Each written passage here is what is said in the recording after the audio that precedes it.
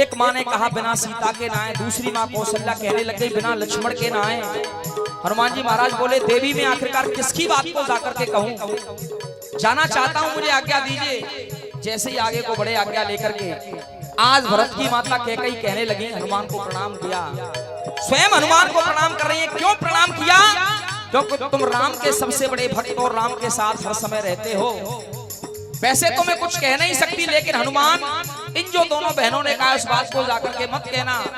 आज माँ कैकेयी क्या कहने लगी सुनिएगा। माँ कैकेयी ने कहा अयोध्या की खुशियों में सहायक नहीं हूँ, क्षमा मांगने के भी मैं लायक नहीं हूँ। अरे मैं तो क्षमा भी नहीं मांग सकती, न उस राम से मांग सकती, न इस कौशल्या से मांग सकती, क्योंकि मेरी ही वजह से उनको बड़ा कष्ट सहना। दुनिया वाले मुझ पे सितम यूं ढाए तो ढाए।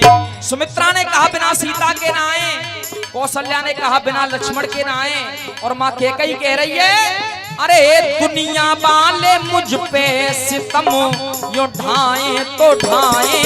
पर बहुत बहुत धन्यवाद, बहुत बहुत धन्यवाद।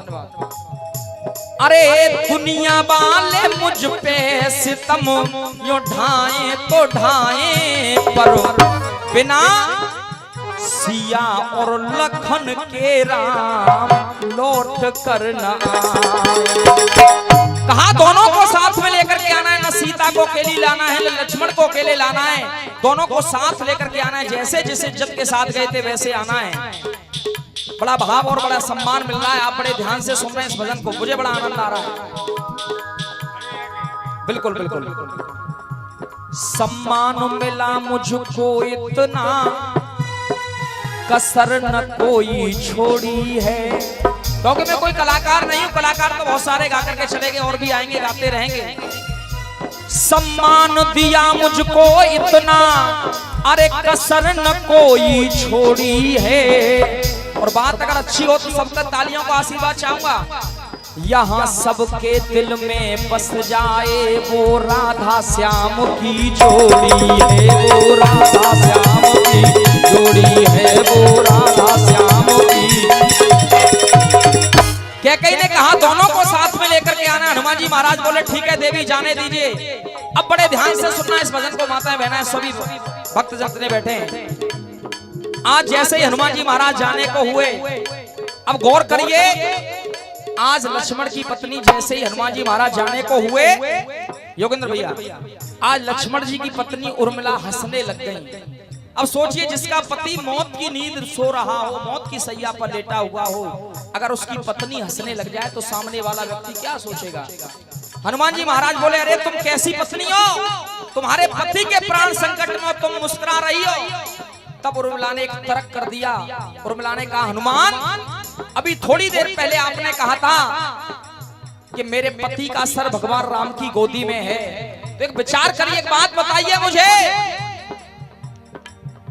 धर्म धरा को धारण करता वो रघुवंश का बेटा, मौत भी उसका क्या कर पाए जो प्रभु की गोदी में लेटा। सोचिए जो स्वयं परमात्मा की गोदी में हो, भला उसका मौत क्या बिगाड़ सकती है।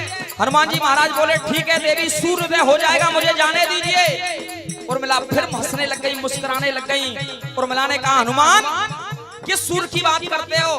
जाओ पंक्ति और कहती उर्मिला ने एक बात और कह दी। उर्मिला ने कहा सूर्य वंश की मैं कुलवधू हूँ, वो मन में मुदित नहीं होंगे। और क्या कोई ससुर चाहेगा अपनी बहू को विधवा बनाने, वो स्वयं उदित नहीं होंगे। कहा वो तो उदय होंगे।